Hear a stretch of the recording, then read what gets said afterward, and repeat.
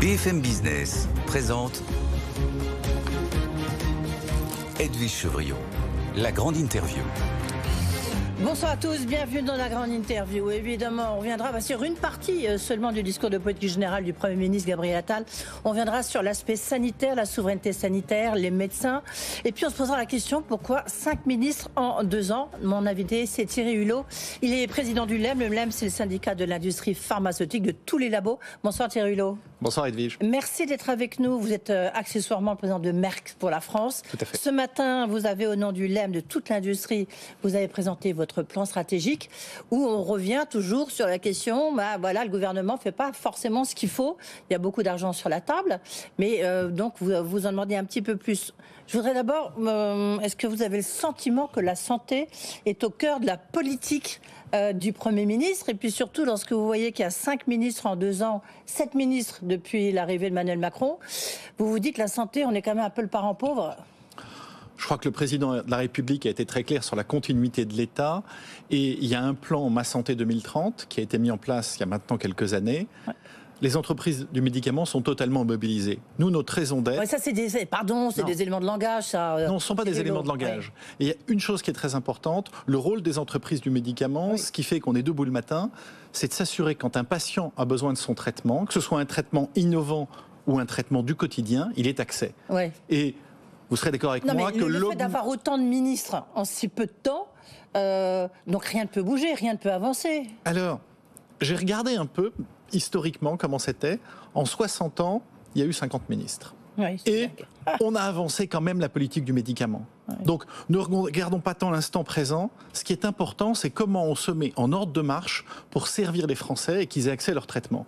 Et pour ça, le LEM, non seulement est mobilisé, mais a présenté un plan d'action en 3 étapes ce matin.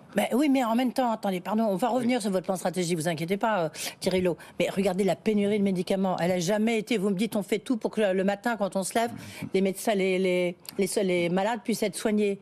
On est d'accord, mais vous avez vu les difficultés d'approvisionnement de médicaments, que ce soit sur les anticancéreux, que ce soit sur les antibiotiques, voire sur le Doliprane à un moment.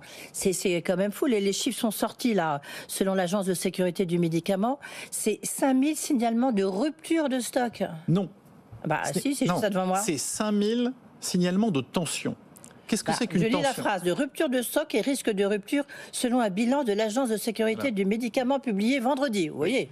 Alors, pour avoir lu le rapport en détail et la publication en détail, qu'est-ce qu'il y a eu?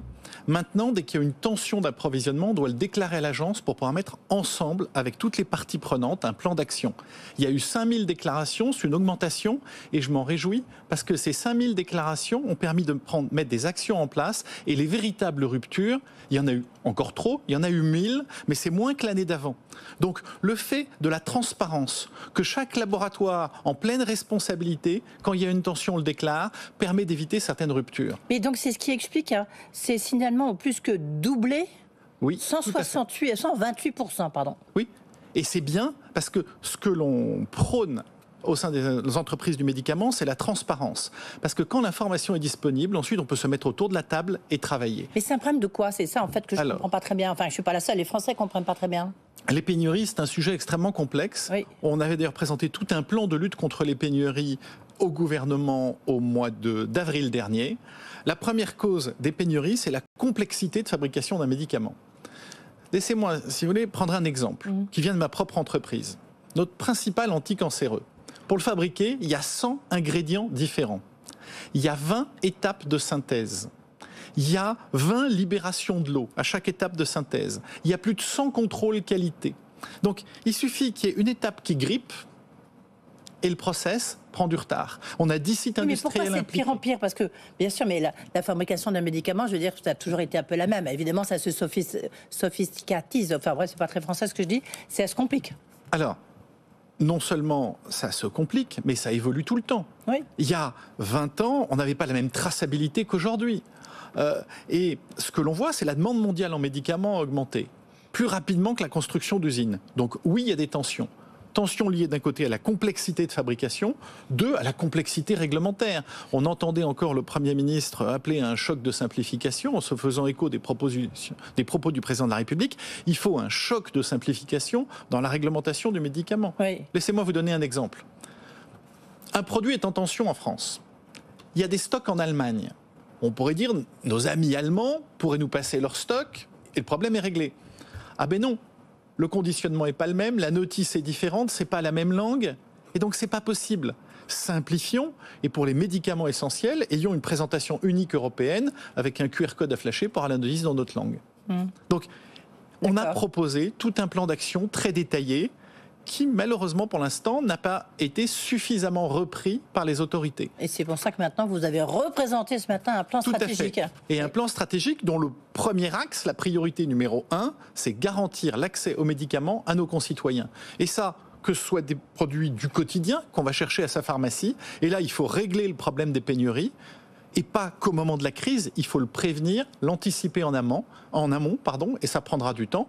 Et puis, l'accès, c'est aussi l'accès aux innovations. Il faut se mobiliser pour plus de recherche clinique en France. Oui, ça, on va revenir. Ça, c'est un point très important. Et là, vous avez insisté là-dessus. Et il y a vraiment de quoi. Par contre, vous m'interrogez sur notre plan stratégique. Donc, le premier point, c'est cette sécurité, cette souveraineté sanitaire. Ça ne se fera que si les entreprises ont un environnement économique porteur pour opérer. Juste en un mot, là, j'aurais dû commencer par ça. Thierry Hulot, le LEM, c'est 106 000 salariés. Tout à fait. C'est plus qu'avant. Moins qu'avant, parce qu'on sait que c'est un long combat que vous avez mené, parce que l'image des laboratoires pharmaceutiques n'a pas toujours été très bonne, on peut dire ça. Elle s'est améliorée. Est-ce que 100 000, c'était grosso modo la même chose il y a 5 ans ? Non, c'est en progression constante. D'accord. Nous avons créé 12 000 emplois l'an dernier. Nous avons 9 000 apprentis.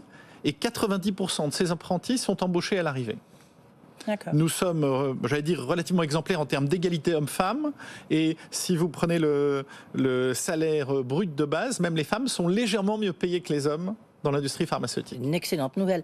68 milliards d'euros, l'ensemble évidemment de tous les labos qui sont sur le sol français. 68 milliards, ça c'était les chiffres en 2022. Oui. Ça progresse ?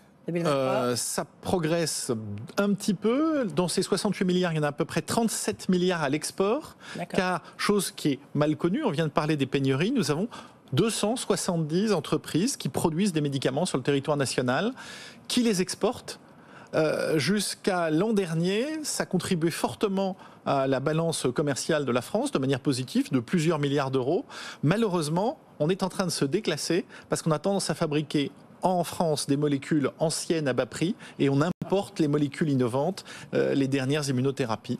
Et donc ça va petit à petit déséquilibrer la balance commerciale. Oui, puis en plus, c'est ce que vous disiez aussi dans votre plan stratégique, c'est qu'il faut, je crois, 160 jours pour mettre au point un médicament et ailleurs, c'est 120 jours. Ah non, ça c'est pour un essai clinique. Ça c'est pour les essais cliniques, pardon. C'est pour les essais cliniques. Non, mais parce que je suis toujours dans la débureaucratisation, parce que le D, c'est le mot du jour, parce que Gabriel Attal n'a pas arrêté de désmicardisation, dès ceci, dès cela. On va rester un instant sur la ce que vous essayez de faire, vous, les laboratoires en France, sur le territoire français. Le gouvernement a appelé, a fait un New Deal, on s'en souvient, une nouvelle politique du médicament. Quelle suite vous attendez maintenant, alors, de Gabriel Attal, je sais pas, du prochain ministre de la Santé ? Quelque chose d'extrêmement simple. C'est Elisabeth Borne qui avait lancé cette mission de réflexion sur la régulation et le financement du médicament. On célèbre aujourd'hui presque l'anniversaire du démarrage de cette mission. Cette mission, 6 mois après, au mois d'août exactement, elle a rendu ses conclusions. Conclusions autour de 7 ou 8 grands axes et plus de 60 mesures. Puis il n'y a pas eu de suite. C'est dans un très beau placard à Matignon, c'est ça ? Soyons un peu optimistes en ce début d'année. Il n'y a pas eu de suite. J'espère que le gouvernement qui finit de se mettre en place prendra le relais, car il y a urgence à agir. Dans ces 60 propositions, le LEM a dit que nous serions au rendez-vous de ce New Deal, que nous voulons contribuer pour faire avancer l'accès des médicaments pour nos concitoyens. C'est pourquoi ce matin, j'ai présenté en conférence de presse nos 3 grands axes, comme je le disais, souveraineté sanitaire, soutenabilité économique des entreprises, et puis aussi responsabilité sociétale. Car aujourd'hui, une entreprise du médicament ne peut pas agir, évoluer sans être totalement éco-responsable dans un programme de décarbonation, et bien entendu en accélérant la transition numérique. Ce sont ces 3 axes que nous allons porter auprès du gouvernement qui vient d'être nommé ou qui est en cours de finalisation de nomination, avec des propositions sur chacun de ces axes très concrètes que nous allons faire. Mais sur le plan de la souveraineté sanitaire, qu'est-ce que vous allez rencontrer le prochain ministre ou la prochaine ministre, parce que ça, On dit que ça pourrait être une femme qu'on connaît bien ici. Il y a déjà une ministre du Travail et de la Santé qui est nommée, que nous avons demandé à rencontrer. Et vous ne l'avez toujours pas rencontrée? Elle vient d'être nommée. D'accord. Non, mais en même temps, c'est vous qui vous pesez lourd, parce que vous êtes l'ensemble de toute l'industrie pharmaceutique. Donc, elle aurait pu vous rencontrer. Ça viendra. Ça viendra. Bon. Est-ce que sur cette pénurie de médicaments, dans votre plan stratégique, qu'est-ce que vous avez proposé concrètement? Donc, nous avons un plan pour lutter contre les pénuries qui a 3 volets. Qu'est-ce que l'on fait quand la pénurie est là, quand on est en situation de crise? Et là, il faut fluidifier l'information. Oui, c'est ce que vous disiez tout à l'heure, d'accord. Oui, il faut s'assurer qu'un médecin, sur son écran, il y a un pop-up qui dit « Attention, vous prescrivez ce traitement, il n'est pas disponible. Ouais. » Par contre, il y a une alternative. Il faut un meilleur partage de l'information entre tous ceux qui détiennent des stocks. Oui, ça c'est ce que vous disiez tout à l'heure. Moi, je pensais presque plutôt aux médecins. Comme vous dites, quand il y a le pop-up qui doit sauter sur son ordinateur, j'entendais quelqu'un ce matin qui disait « Mais non, mais à la limite, il faut qu'ils disent là, il n'y en a plus de tel antibiotique, donc on va prendre, je vais vous donner un autre antibiotique. » Vous voyez, c'est qu'il y ait plus de relations, en fait, parce que c'est eux qui font les ordonnances. C'est rendre l'information transparente à tous les acteurs de la chaîne. Pour ça, il faut connecter tous les systèmes. Le LEM a mis en place il y a quelques années un système qui s'appelle Track Stock, qui permet entre les industriels de savoir le niveau des stocks. On le partage avec l'agence du médicament, la NSM. On propose d'aider à le rendre également connecté au système des réseaux de distribution pour avoir une meilleure visibilité, et puis de s'assurer que le pharmacien d'officine ait aussi l'information en temps réel, ce qui prendra un peu de temps, et à terme, il faudra que le médecin prescripteur l'ait.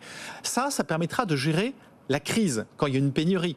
Mais le gros du travail, et ça prendra des années, c'est comment éviter les pénuries d'arriver. Et là aussi, nous avons fait dès le mois d'avril dernier des propositions au gouvernement. Oui, c'est ça. Attendez, en fait, vous avez votre feuille de route. Le problème, c'est que pour l'instant, vous n'avez pas de répondant en face, quoi. Mais ça viendra. Soyons optimistes. Nous restons mobilisés parce qu'il faut tordre le cou à ce problème. Ouais. Mais en même temps, il y a un autre problème, puisqu'on parlait de pénurie. Il y a eu un gros problème, on s'en souvient, sur le Doliprane. On parle de souveraineté sanitaire, et puis Sanofi, qui est censé être un de nos grands labos français, vend sa branche grand public avec le Doliprane, fin 2024. Est-ce que c'est pas un peu contradictoire? Alors, vous comprendrez que je ne commente pas sur la stratégie d'une entreprise. Non, mais c'est énorme. Rôle, vous voyez, je veux dire, c'est pas n'importe quoi. Ça ne met pas en cause ou en risque la souveraineté sanitaire sur cette molécule-là. Pourquoi? Celui qui reprendra l'entreprise continuera d'assurer la production, et on n'a jamais produit autant de Doliprane qu'en ce moment. Les équipes de Sanofi pourront vous donner les chiffres exacts. Et il n'y a d'ailleurs pas d'état de rupture à l'instant où je vous parle. Oui, mais il y en a eu. C'est pour ça que je vous pose la question, parce que justement, c'était un des médicaments un peu emblématiques de cette question de pénurie de médicaments. Mais donc ça veut dire, et ça fera le lien aussi, vous parliez d'attractivité du territoire pour des laboratoires comme Merck, comme d'autres de l'industrie pharmaceutique. Si Sanofi vend sa plus grande branche grand public, enfin sa grande branche publique, ça veut dire que la France n'est plus attractive, n'est plus assez attractive? Ouais. Quand je vous disais il y a un instant, notre deuxième axe prioritaire, c'est la soutenabilité économique. Ça adresse exactement ce sujet-là. Qu'est-ce qu'on voit en France? On va publier dans quelques semaines une étude sur la fiscalité de l'industrie pharmaceutique française. C'est le record européen. Les entreprises pharmaceutiques en France qui font des profits sont en moyenne taxées à 60%. C'est bien au-delà. Une fois qu'on a payé l'impôt sur les sociétés, il y a 7 taxes sectorielles qui s'appliquent à cette industrie, dont la fameuse clause de sauvegarde. Alors c'est un jargon extrêmement technique pour les auditeurs. En gros, si le budget médicaments voté par le Parlement est dépassé, nous en rendons 70%. Et l'idée est que l'an prochain, on en rendra 90%. Donc cet impôt qui n'existait pas il y a 10 ans représente 1,6 milliard à l'heure actuelle. Alors, mais ça étouffe les entreprises, ça n'incite pas à faire de la recherche en France, ça n'incite pas à aller construire une usine en France. Et si vous êtes, comme la moitié des adhérents des entreprises du médicament, une PME, qui fournit 36% des médicaments essentiels, dont le coût unitaire est de 25 centimes, elle est où votre marge de manœuvre pour aller décarboner, pour mettre une chaîne de production plus rapide, plus puissante, pour lutter contre les pénuries? Il faut recapitaliser pour permettre à ces PME, à ces entreprises qui assurent nos traitements du quotidien, de vivre. Oui.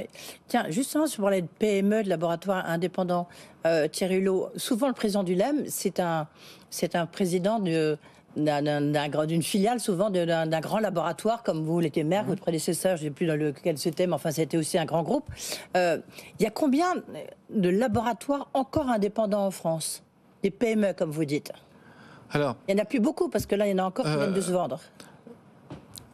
Il y a, au sein des entreprises du médicament, un peu plus de 270 laboratoires. La moitié sont des PME, et je n'ai pas le chiffre exact en tête, mais je dirais plus d'un tiers sont encore indépendants. Alors ce sont des petits laboratoires, mais qui sont indispensables. Ils fabriquent 70% des analgésiques qu'on utilise tous les jours.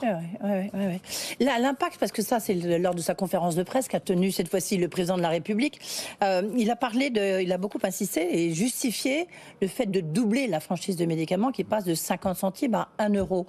Quel impact économique ça a pour vous? Est-ce que vous pensez que ça aura un impact pour les Français? Donc ils vont peut-être moins consommer de médicaments. Est-ce que ça a un impact économique pour vous? Ce n'est pas l'impact économique qui m'intéresse. Ce qui m'intéresse, je suis pharmacien de formation, c'est qu'un patient, il prenne le bon médicament quand il en a besoin et qu'il n'en a pas besoin, il ne le prenne pas. Qu'est-ce qu'on voit aujourd'hui? En moyenne, un Français achète 40 boîtes de médicaments par an. Oui. Et 2 sont jetées. Ah oui, ces 2 boîtes-là, elles seraient restées sur les étagères d'une pharmacie, ça aurait évité des pénuries pour d'autres de nos concitoyens. Donc, il faut tous qu'on se responsabilise un peu plus. Et c'est vrai qu'on a toujours cet adage, ah oui, mais la santé n'a pas de prix. Elle n'a pas de prix, mais elle a un coût. Et la responsabilité de chacun d'entre nous en tant que citoyen à une juste consommation aidera, notamment dans les pénuries, évitera les erreurs médicamenteuses, permettra à tous d'avoir accès au traitement. Mais est-ce que vous êtes favorable à ce moment-là à ce qui se passe notamment en Grande-Bretagne, mais pas que, c'est-à-dire c'est qu'on vend un médicament à l'unité. C'est-à-dire que, par exemple, je témoigne, j'ai une infection pulmonaire, on me change tout le temps de médicaments, je me retrouve avec un énorme sac de médicaments qui ne sert plus à rien, alors qu'ils sont tout neufs. Si on m'avait donné juste pour les 5 jours, les 10 jours d'antibiotiques, voilà, ça aurait été formidable. Mais on dit que les laboratoires sont opposés en France. Alors, ce n'est pas une question d'opposition, c'est que c'est l'exemple type de la fausse bonne idée. D'accord. Qu'est-ce qui va se passer? Le pharmacien va passer un temps fou à sortir le comprimé de sa cupule en plastique pour le mettre dans un sachet en papier. Imaginons on découvre après qu'il y ait eu un problème de qualité et qu'il faille faire un rappel de l'eau. Il n'y a plus de traçabilité. Donc on perd toute la sécurité sanitaire qu'on a mis en place. Ça ne fera aucune économie à la sécurité sociale. Ce qu'il faut par contre, et là nous sommes totalement mobilisés, c'est s'assurer que dans une boîte de médicaments, il y ait le nombre de comprimés nécessaires pour un traitement standard. Donc, a priori, pour les antibiotiques, 7 jours, et qu'on vous donne le juste nombre de boîtes. Oui, c'est ça qui serait formidable. En conclusion, Thierry Hulot, s'il y avait une mesure dans votre plan stratégique qui vous paraît essentielle et que vous allez mettre en avant devant votre futur ministre de la Santé ou un ministre responsable que de la santé et pas que du travail? Nous, entreprises du médicament, nous sommes totalement mobilisés, mais nous avons besoin d'un gouvernement, d'une administration qui pilote l'ensemble des acteurs de la chaîne du médicament, de manière à faire les arbitrages nécessaires. Il y a urgence à ce pilotage, il y a urgence à mettre en musique les propositions du fameux New Deal de la mission Borne. Nous sommes mobilisés, nous serons en rendez-vous. C'est ça qu'il faut, vous attendez des réponses en fait. Voilà. Non, ce n'est pas des réponses, c'est de se mettre au travail et dans l'action autour de 3 grands axes. Souveraineté sanitaire, soutenabilité économique, responsabilité sociétale. Et sur chacun de ces axes, nous avons des propositions très concrètes. Et je sais que la stratégie, c'est bien, ce qui compte, c'est le résultat. Et nous voulons de manière très transparente, partager les résultats. Nous mettons en place un indicateur des progrès que nous ferons qui sera en open source, en open data, disponible sous 6 mois. Je serai heureux d'en venir vous le présenter. Absolument.